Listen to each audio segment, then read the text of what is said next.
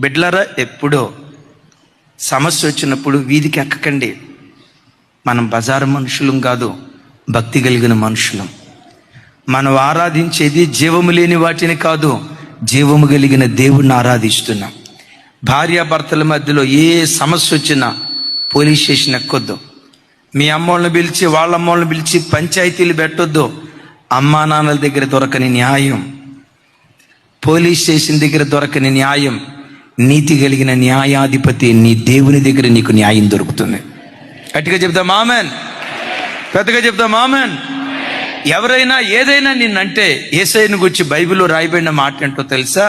ఆయన కంఠధ్వని వీధులలో వినబడనివ్వడు, ఆయన అరవడు, కేకలు. ఎక్కడ రాసింది ఆ మాట? 2 నాతో కలిసి చెప్పండి.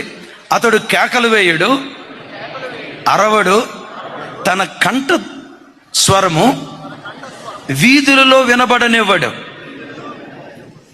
మన కంఠధ్వని వీధుల్లో వినబడనివ్వద్దు. మన కుటుంబ విషయాలు రచ్చకెక్కనివ్వద్దు. ఒకవేళ ఏ సమస్య ఉన్నా మౌనంగా దేవుని పాదాల చెంత రోధించి నీ విజ్ఞాపన దేవునికి తెలియచేయి.